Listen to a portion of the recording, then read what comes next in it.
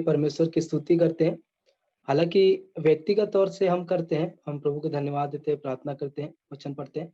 लेकिन जब हम इस रीति से इस खास मौके पर एक साथ एक परिवार की तरह जब हम इकट्ठे होते हैं और सबके जब धन्यवाद की भेंट सुनाई देती है, प्रभु ने मेरे लिए तूने ये किया, वो किया, है ना? हम हमारे पास हम में से प्रत्येक के पास कोई ना कोई एक कारण है जिसको लेकर हम परमेश्वर की स्तुति करते हैं, उसको धन्यवाद देते हैं, उसकी उसकी महिमा करते हैं। और मैं सोचता हूँ कि जितना आनंद हमें मिलता है उससे कई ज़्यादा आनंद हमारे प्रभु को मिलता होगा, जब उसके बच्चे उसकी स्तुति करते हैं, उसकी आराधना करते हैं और उसके महिमा के लिए गीत गाते हैं। तो मेरे प्रियो वैसे हम पिछले बार यूहन्ना के सुसमाचार से अध्ययन किए और फिर 2 सप्ताह के बाद मैं सोच रहा हूँ कि दूसरी किताब से हम अध्ययन करें और वो भी बहुत ही बाइबल की हर एक किताब बहुत ही सुंदर है, लेकिन मैं चाह रहा था कि जबकि हमने सुसमाचार यीशु मसीह के जीवन के, उसके कार्यों के बारे में देखा, उसके बलिदान के बारे में देखा, तो मेरी इच्छा थी कि हम अब आगे क्या है? आगे की ऐसी कौन-सी किताब है जो हम आगे के जो उसके बाद यीशु मसीह के बाद जो बातें घटी हैं, उसके बारे में हम जानें। तो इसलिए मेरे प्रियो मैं सोचा हूँ कि हम पीड़ितों के काम से हम अध्ययन करेंगे। तो इस साल या जितना भी प्रभु चाहे आने वाले साल में हम पीड़ितों के काम से अध्ययन करेंगे। और आज जो है मैं कोई प्रचार नहीं करने वाला हूँ। मैं बस आपको इस किताब के बारे में परिचय देना चाहता हूँ और अगली बार से फिर हम जो है किताब के अंदर से जो-जो पद हैं अ, वहाँ से हम उसको देखेंगे। तो प्रेरितों के काम बहुत ही बहुत ही ज़्यादा महत्वपूर्ण किताब है। अगर आपको यीशु मसीह के जाने के बाद उसके चेलों के कार्य को अगर आपको जानना है, तो हम प्रेरितों के जो किताब है, जो काम है हम उसमें उसको हम देख सकते हैं ये किताब। तो ये जो किताब है मेरे प्रियो, तो ये जो कित और अब मैं आपको उत्साहित करूँगा कि अगर आप ये परिचय है जो आपको ऐसा परिचय हमको बाइबल कॉलेज में जानने के लिए मिलता है, आप अगर आप अध्ययन कर रहे हैं, तो मैं आपको उत्साहित करूँगा, जिन-जिन को आपको कई सारी बातें नहीं मालूम होगी तो आप उसको लिख सकते हैं ताकि आपको इस किताब के बारे में आइडिया रहे। तो फिर जब हम किताब के अंदर जाए, जब हम कुछ-कुछ बातों को देखेंगे तो आपको सरल होगा, उस घटना को समझने के लिए, उसके किताब के उद्देश्य को समझने के लिए, क्यों ऐसा हो रहा है, जो भी घटनाएँ हो रही हैं उनको समझने के लिए आपको बहुत ही ज़्यादा आसानी होगी।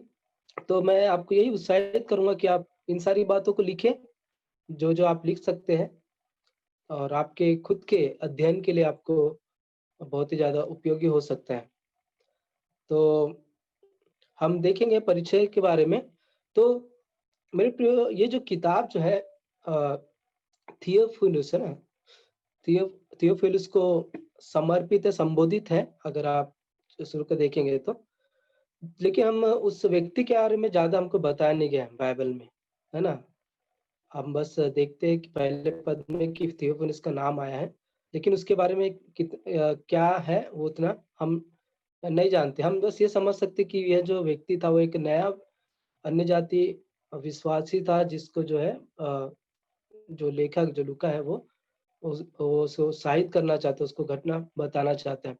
तो यह किताब यीशु मसीह के मृत्यु, पुनरुत्थान के बाद लगभग 30 वर्षों के दौरान जो मसीह के विस्तार को के इतिहास को प्रदान करती है ना, मतलब यीशु मसीह के मृत्यु के बाद जो भी है जी उठने के बाद अब उसके जो इतिहास कैसे कलीसिया जो मसीही है, जो क्रिश्चियनिटी है, वो कैसे बढ़ी, कैसे फैली, उसके बारे में ये इतिहास हमें बताती है। और यह सुसमाचार हमारे हमारे पास 4 सुसमाचार है और जो बाकी जो पत्रियाँ हैं, उसके बीच में जो प्रेरितों के काम है, वो एक कड़ी के रूप में कार्य करती है। एक कड़ी के रूप में कार्य करते हैं।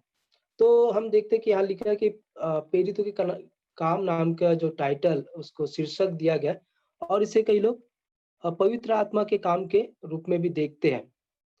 क्योंकि ये पूरी किताब जो है हम देखते हैं कि पवित्र आत्मा के अगुवाई में, उसके मार्गदर्शिता में जो भी बातें हैं वो की गई है। चाहे वो देखते हैं हम कि पवित्र आत्मा आना और विश्वासियों के अंदर बसना, फिर कलीसिया के स्थापना में पवित्र आत्मा के कार्य को देखते हैं हम।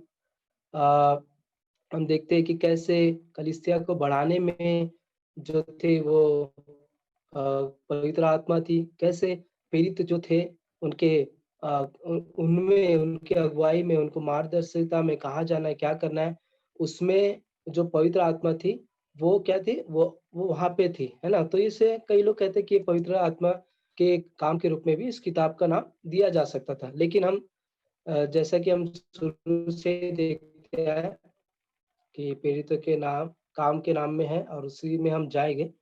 लेकिन ये जो थीम है, ये जो विषय है, वो हमेशा हम देखते रहेंगे कि पवित्र आत्मा जो है, हमेशा वहाँ थी। जैसे कि यीशु मसीह ने वादा किया कि जब मैं जाऊँगा तो तुम्हारे लिए एक सहायक भेजूँगा जो बताएगी कि तुम्हें क्या करना है, वो मेरे बारे में बताएगी, वो तुम्हें बताएगी कि आगे क्या करना है। तो हम हालाँकि हम इस किताब में बहुत सारी बातों को देखते हैं। तो मैं बताना चाहूँगा मेरे प्रियो कि प्रेरितों के काम जो लिखा गया है, वो एक्चुअली बहुत सारे पीड़ितों के बारे में नहीं लिखा गया है। हम खास करके देखते हैं कि यहाँ पे सिर्फ़ 2 जो मुख्य प्रेरित थे, उनके बारे में देखते हैं। वो है पतरस और पौलुस, है ना? पहला जो भाग है, हम देखते हैं कि पतरस की सेवकाई के बारे में कि कैसे पवित्र आत्मा आई और पेंटेकोस्त के दिन पतरस ने बहुत ही प्रभावशाली प्रचार किया और लगभग 3000 से अधिक जो लोग थे, वो बपतिस्मा लिए, वे विश्वास लाए और कलीसिया की स्थापना हुई।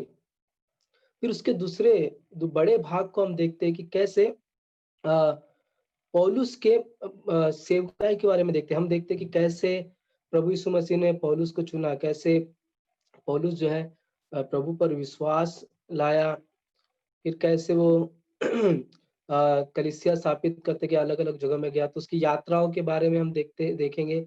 हम देखेंगे सप्ताहों के बारे में और इसी किताब के अध्ययन के द्वारा हमें ये भी पता चलेगा कि पौलुस ने कितनी सारी कहाँ-कहाँ पे कलीसिया स्थापित की और पत्रियाँ को भी लिखा है।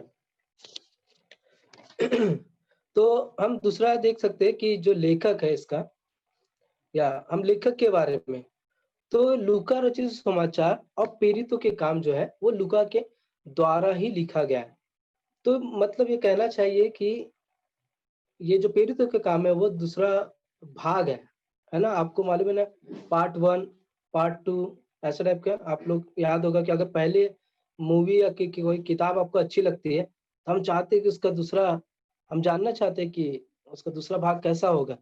तो लूका जो सुसमाचार जो लूका ने लिखा है, वो एक पहला भाग था, जो अब जो यीशु मसीह के कार्य उसके स्वर्गारोहण तक ही था।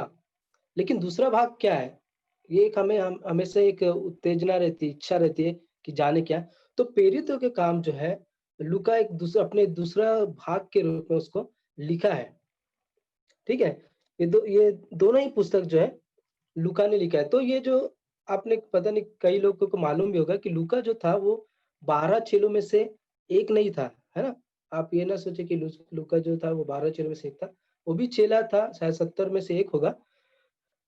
लेकिन ये जो 12 चेले जो अलग से यीशु मसीह ने अपने लिए चुने थे, उनमें से एक नहीं था, लेकिन वो उनका एक साथी था। तो जो तो ये कई लोग यही मानते हैं, प्रथम सदी के लोग भी ये मानते हैं कि ये जो किताब जो है लूका के द्वारा लिखी गई थी। तो हम देखते हैं कि लूका के, अगर आप पहला, मैं चाहता हूँ पढ़े उसको, लूका के पहला अध्याय उसका 1 से 4 तक। तो ये जो दोनों ही किताबें हैं, हम देखते हैं कि थियोफिलुस के को समर्पित है। तो वो हमारे लिए एक बहुत ही ज़्यादा एक सबूत हो जाता है कि लूका के द्वारा ही लिखा गया है ना? लूका इसका 1 से लेके 4 तक। वो कहता है, मुझे आशा है कि आपने निकाले हैं। पहला का 1 से लेके 4 तक लिखा है, बहुतों ने इन उन बातों का जो हमारे बीच में बीती है, इतिहास लिखने में हाथ लगाया है, जैसा कि उन्होंने जो पहले ही से इन बातों को देखने वाले और वचन के सेवक थे, हम तक पहुँचाया। इसलिए हे श्रीमान थियोफिलुस, मुझे भी यह उचित मालूम हुआ कि उन सब बातों का संपूर्ण हाल आराम से ठीक-ठीक जाँच करके उन्हें तेरे लिए क्रमानुसार करूँ, ताकि तू जान ले कि वे बातें जिनको तूने जिनकी तूने शिक्षा पाई है कैसी अटल है। तो पहले भी देख रहे हैं कि ये जो सुसमाचार लूका का लिखा गया था, वो थियोफिलुस को के बढ़ोतरी के लिए, उसकी जानकारी के लिए लिखा गया था। अब हम प्रेरितों के काम उसका पहला पद पढ़ेंगे। प्रेरितों के काम आप निकाल लीजिएगा, उसका पहला अध्याय। उसके पहले पद में लिखा है कि हे थियोफिलुस, देखिए वही व्यक्ति है। मैंने अब पहली पुस्तक कौन सी पहली पुस्तक? लूका रचित सुसमाचार, है ना? तो मैंने पहली पुस्तक उन सब बातों के विषय में लिखी जो यीशु आरंभ से करता रहा और सिखाता रहा। ठीक है? तो हम देखें कि लूका रचित सुसमाचार में हम देखते हैं कि लूका जो है यीशु मसीह के जीवन, उसके कार्य, है ना, उसकी सेवकाई के बारे में बताता है। लेकिन उस कार्य को आगे क्या हुआ, कैसे बढ़ेगा, उसको बताने के लिए वो प्रेरितों के काम को लिख रहा है लूका। ये प्रेरित के काम है कि उसी कार्य को, उसी सुसमाचार को उसके जो चेले थे, जिनको प्रभु यीशु मसीह ने अपने लिए चुना था, जो 12 चेले थे, वे कैसे उसी सुसमाचार को आगे बढ़ाएंगे, कैसे उसको फैलाएंगे। तो उस बात को बताने के लिए हम देखते हैं कि लूका ने इस बात को लिखा। तो इससे भी हमको ये पता चलता है कि ये जो किताब जो है लूका के द्वारा लिखा गया। और जो तीसरा सबूत ये है कि उसके जो लिखने का जो तरीका है, उसकी जो शब्दावली है, कुछ-कुछ शब्द है, कुछ-कुछ तरीके हैं, वो लूका के सुसमाचार की तरह ही हम प्रेरितों के काम में भी पाते हैं। अगर आप प्रेरितों के काम 16 अध्याय देखेंगे, 26वां अध्याय, कई सारे पद देखेंगे, वहाँ पे हम देखते हैं कि जब ऐसा लगता है कि ये लिखने वाला जो था, वो पौलुस के, पतरस के साथ था। अगर आप पद को पढ़ेंगे तो कहते हैं, हम एक साथ, हम मतलब वो अपने आप को भी वहाँ पे जोड़ रहा है। तो ये सारे बात से सब साबित होता है कि लूका ही ने इस प्रेरितों के काम को, इस किताब को लिखा है। और उसके एक थियोफिलुस को पूरे इतिहास बताने के लिए। ठीक है, फिर हम आएंगे। तो एकदम हम कोई भी एकदम सटीक डेट नहीं बता सकते कि इसी तारीख को लिखा गया है। तो मैंने एडी 60 और 63 के बीच में उसको दिया है। और रोम में इस किताब को लिखा गया है। तो इस डेट को मैंने इसलिए रखा हूँ क्योंकि कई सारे ऐसी महत्वपूर्ण घटनाएं घटी थी जिसको लूका जो है अपने इस किताब में मेंशन नहीं कर रहा है, बता नहीं रहा है। जैसे कि आप अगर पीड़ितों के काम के आखिरी किताब में जाएंगे, आखिरी अध्याय में जाएंगे, तो बस वहाँ पे हम देखते हैं कि पौलुस जो है रोम में हाउस अरेस्ट है। लेकिन उसके बाद क्या हुआ उसके बारे में उसके बंदी गृह का ये सब हमें वहाँ पे नहीं लिखा गया है। ठीक है। और हम देखते हैं कि जो नीरो जो एक शासक था, उसके सताव के बारे में जो 64 से 68 के बीच में हुआ था, उसको भी यहाँ पे बताया नहीं गया है। फिर दूसरा जो है पौलुस की मृत्यु भी जो है 66 से 67 के बीच में हुई थी। तो पौलुस की मृत्यु को भी वो यहाँ पे अब इस किताब में नहीं बता रहा है, तो वो भी हमको नहीं देखते। और यरूशलेम का विनाश जो है 70 एडी में हुआ था। तो ये सब बातें जो है ये इस तारीख के बाद हुई थी। और मैं बाकी जो स्कॉलर्स है, जो बाइबल के ज्ञाता लोग हैं, उनको यही लगता है कि इतनी बड़ी बातें कम से कम वो मेंशन करता। अगर वो इतिहास दे रहा है, अगर वो बताना चाह रहे थे क्या क्या हुआ है, तो जरूर ये सब यरूशलेम के विनाश को, उसकी मृत्यु को, ये सब बातों को यहाँ पे वो लिखता है। लेकिन हम देखते कि ये जो किताब है वो उसके पहले ही तारीख को साल में ये सब बातें हुई थी। हम दूसरा स्लाइड में जाएंगे। किन के लिए लिखा गया? हमने देखे थे कि लूका ने जो है थियोफिलुस को और उसके जैसे कई अन्य लोग हो गए जो विश्वास में नए हो गए, तो उसके विश्वास में प्रोत्साहित करने के लिए, उनको स्थापित करने के लिए उन लोगों को उसने लिखा है। तो जो ऑडियंस है वो कौन है? थियोफिलुस है। हम आगे जाएंगे। विषय और मुख्य पद। तो इसका मेन देखिए थीम कई सारे हम देख सकते हैं कि प्रेरितों के काम के बारे में ध्यान दे सकते हैं, पवित्र आत्मा के ध्यान दे सकते हैं, कलीसिया कैसे स्थापित हुई वो सब पे ध्यान, तो ये सारी बातें जो इस किताब में हम देखते हैं। तो मैंने इसी रीति से रखा हो कि कलीसिया की शुरुआत और विस्तार में विस्तार जो है पवित्र आत्मा के कार्य के द्वारा हुई। कलीसिया की शुरुआत और विस्तार पवित्र आत्मा के कार्य के द्वारा हुई। ठीक है। अब मुख्य पद जो है मेरे प्रियो, ये जो पद जो है बहुत ही ज्यादा महत्वपूर्ण है और मैं चाहता हूँ कि आप सभी इस पद को बाय हार्ट करें अभी के अभी, क्योंकि कल करेंगे तो कल रहता है, हम सब जानते हैं। तो मैं चाहता हूँ कि क्यों ना हम इस पद को, क्योंकि ये पद अगर हमको याद है तो हमको पूरा जो ये जो किताब है वो हमको समझ आएगी कि कैसे ये किताब का जो विचार है वो आगे बढ़ रहा है, कैसे जो परमेश्वर ने जो वादा जो कम आज्ञा दी थी कि मेरे सुसमाचार को सारे जगत के सारी जाति के लोगों को बता, वो कैसे पूरा हुआ। तो ये पद है मेरे प्रिय प्रेरितों के काम 1 का 8। अब मैं चाहता हूँ कि मेरे साथ आप रिपीट करें, फिर मैं स्लाइड को पीछे हम फिर जाएंगे और कोई भी एक अगर आपको याद है आप कृपया बोल के दिखाइएगा, है ना। तो पूरा बाई हार्ट हमें करना है ना। ठीक है, शुरू करते हैं। परंतु जब पवित्र आत्मा तुम पर आएगा तब तुम सामर्थ पाओगे और यरूशलेम और सारे यहूदिया और सारे सामरिया और पृथ्वी की छोर तक मेरे गवाह ठहरोगे। तो ऐसा है, परंतु जब पवित्र आत्मा आएगा तो तब तुम सामर्थ पाओगे और यरूशलेम और सारे यहूदिया सामरिया और पृथ्वी के छोर तक या अंत तक मेरे गवाह ठहरोगे।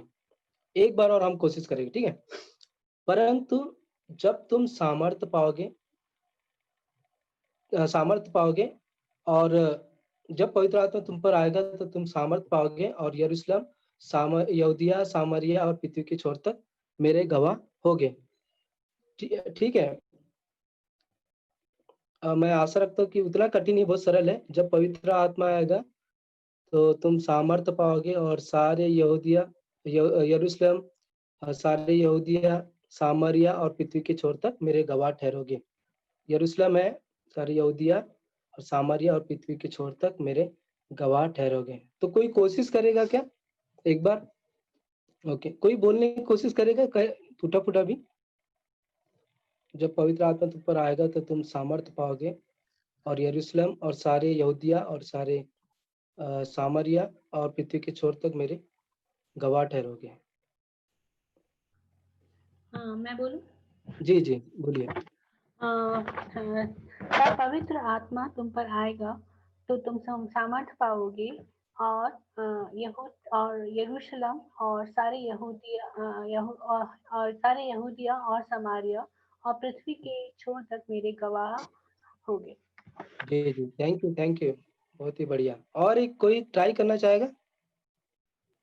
मैं बोलूंगी। जी जी। जब पवित्र आत्मा तुम पर आएगा तब तुम सामर्थ्य पाओगे और सारे यरूशलेम यहूदिया और सामरिया में और पृथ्वी के छोर तक मेरे गवाह ठहरोगे। जी थैंक यू। तो कृपया आप मेरे प्रियो ये पद को याद रखिए, बहुत ही जरूरी है ये पद। हम देखेंगे कि कैसे जैसा लिखा गया, जैसे वायदा किया गया उसी के अनुसार जो है वो उन्होंने जो प्रेरित जो थे, जो चेले थे, वो प्रभु के वचन को लेके गए। ठीक है, तो हम देखेंगे अब उसके आगे के भाग को, पृष्ठभूमि और संदर्भ को हम देखेंगे। तो मेरे प्रियो देखिए, ये जो नए नियम की किताब है, कितने किताब है नए नियम में? जेनिस भैया ने लास्ट टाइम पूछा था। 27 जी, 27 किताबें हैं ना। और उन 27 किताबों में अलग अलग संदर्भ से को लेकर लिखा गया ये किताबें। तो हम देखते कि 4 सुसमाचार है ना? फिर प्रेरितों के काम आता है बीच में, जो इतिहास की किताब है, और फिर उसके बाद हम पत्रियों को देखते हैं, है ना? और फिर उसके बाद हम एक संदेश के रूप में एक किताब को देखते हैं, जो इब्रानी की किताब है। और फिर उसके आखिरी में हम देखते हैं कि भविष्य के ऊपर जो एक किताब है, उसको कहते हैं प्रकाशित वाक्य की किताब। तो ये जो प्रेरितों के काम है, वो ऐतिहासिक किताब है ना? तो इस किताब में हम देखते हैं कि यीशु मसीह के स्वर्गारोहण और उसके बाद यीशु मसीह के कार्य को पवित्र आत्मा के द्वारा कैसे आगे लेके गया, उस बात को हम देखते हैं। तो इस किताब में हम देखेंगे कि कैसे पवित्र आत्मा जो है अ, विश्वासियों के अंदर आता है और एक स्थायी रूप से, है ना, परमानेंटली जो है वो इंसान के ऊपर आके बस गया। ऐसा नहीं कि वो उनको अ, छोड़ के जाएगा, मतलब जो विश्वास किया, पवित्र आत्मा जो है उसके ऊपर रहेगा और वो कभी उसे छोड़ेगा नहीं। जैसे कि पुराने नियम में देखते थे कि पवित्र आत्मा आता था, जाता था। परमेश्वर किसी को खास कार्य जब देता था, तो पवित्र आत्मा उसे देता था उस कार्य के लिए। लेकिन नए नियम में हम देखते हैं कि पेंटेकोस्त के दिन पवित्र आत्मा जो है वो एक परमानेंटली, एक स्थायी रूप से आया। उसको हम आगे जब देखेंगे, अभी सिर्फ मैं परिचय दे रहा हूँ, तो हम उस बात को हम आगे देखेंगे। तो हम उसके पवित्र आत्मा के कार्य को उसके आने में, कलीसिया की स्थापना में, कलीसिया के विस्तार में, प्रेरितों के सेवकाई में, सताव में, कैसे सताव में पवित्र आत्मा उनके साथ थी, कैसे अगुवाई की। तो इस पवित्र आत्मा को हम इन सारी बातों में कार्य को देखेंगे। तो हम इसमें हम ये भी देखेंगे कलीसिया का निर्माण, ठीक है? पहली बार जो नया नियम में जो है कलीसिया का जन्म के बारे में हम इस किताब में देख लिए। फिर अन्य जातियों के बारे में पतरस का दर्शन, या फिर दूसरे शब्दों में कहें अन्य जातियों का विश्वास में आना, ये सब बातों को हम देखेंगे, ठीक है? और फिर पतरस का जेल से छुटकारा, ये सब महत्वपूर्ण बातें हैं।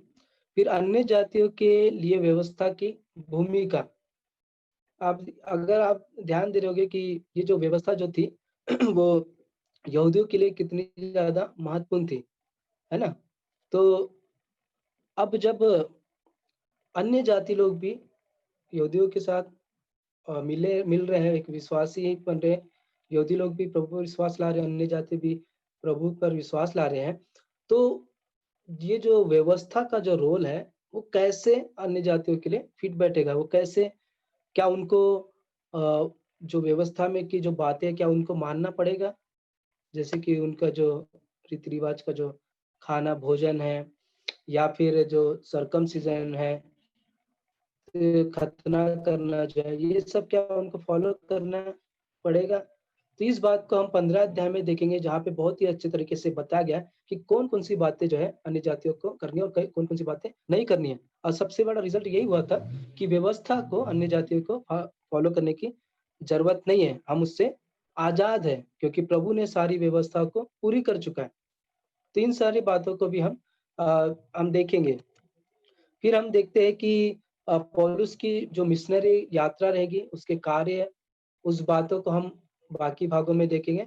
और पौलुस की गिरफ्तारी और उसका ट्रायल, जो उसके जो परीक्षण होगा, उन सारी बातों को हम देखेंगे, ठीक है? हम आखिरी भाग में आ जाएंगे फिर आउटलाइन में, रूपरेखा, है ना? तो मैं देखिए, ये बहुत ही बड़ी किताब है और उसको हम बहुत ही उसके सब पॉइंट, छोटे छोटे पॉइंट करके बना सकते हैं, लेकिन मैं सिर्फ 2 भागों में रखना चाहता हूँ कि पतरस की सेवकाई के माध्यम से कलीसिया का जन्म हम दूसरे अध्याय से 12 के 25 पद तक हम देख सकते हैं। और दूसरा जो किताब का दूसरा महत्वपूर्ण भाग है वह कि पौलुस की सेवकाई के माध्यम से कलीसिया का मिशनरी विस्तार।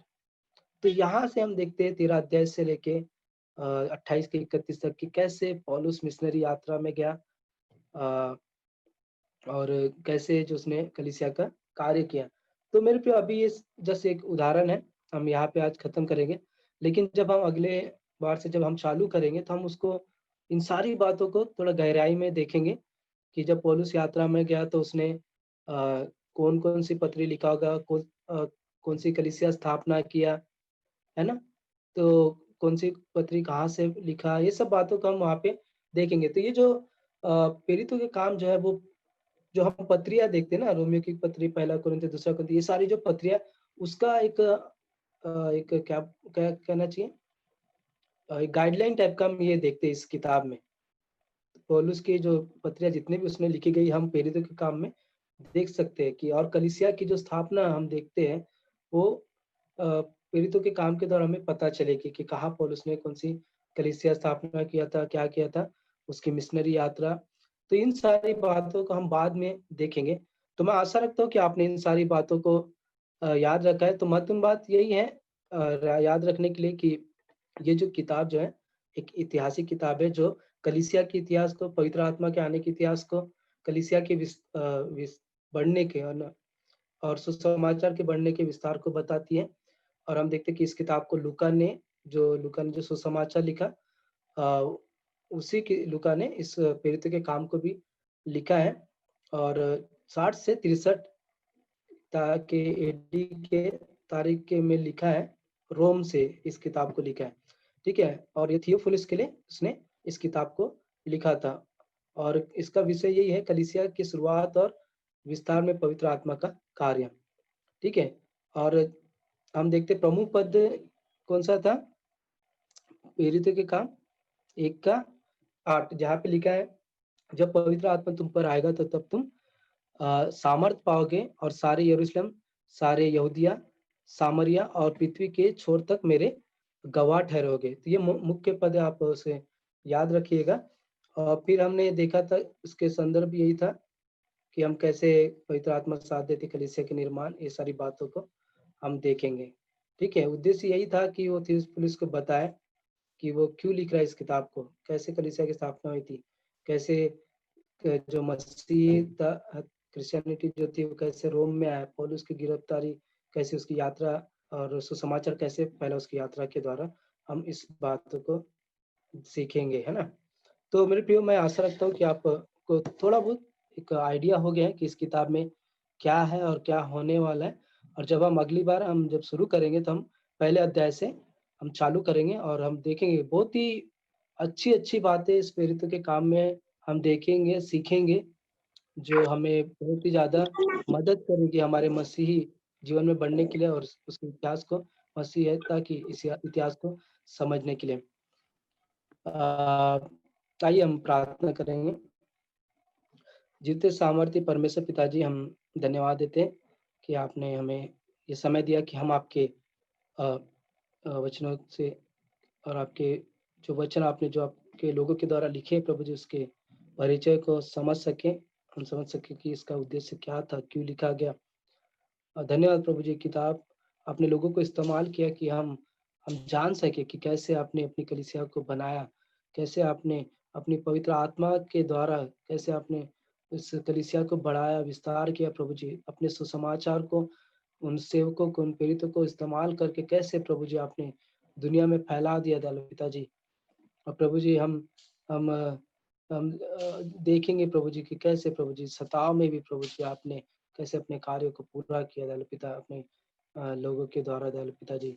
हाँ प्रभु जी, आने वाले दिनों में जब हम इस किताब से सीखते हैं प्रभु जी, हम में से प्रत्येक की मदद करके हम इन बातों को समझे, एक कलीसिया के रोल को समझे, पवित्र आत्मा के रोल को समझे हमारे जीवन में, कलीसिया के जीवन में, हमारे कार्य में पवित्र आत्मा के अगुवाई को हम समझे। हमारी यही प्रार्थना रहेगी दयालु पिता।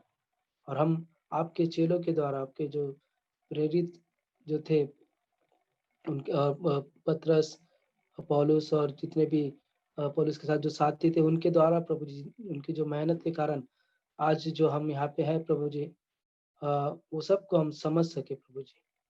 आप हम में से प्रत्येक की मदद करें। धन्यवाद प्रभु जी, आपने हमारी सारी बातों को स्वीकार किया, आप हमारी मदद करेंगे, हमें सिखाएंगे, हम ये विश्वास करते हैं। सारी बातों का आप कहते हैं सौंपते, प्रार्थना हमारे उद्धार करता प्रभु यीशु मसीह के नाम से मांगते हैं, सुनो और ग्रहण कीजिए, आमीन।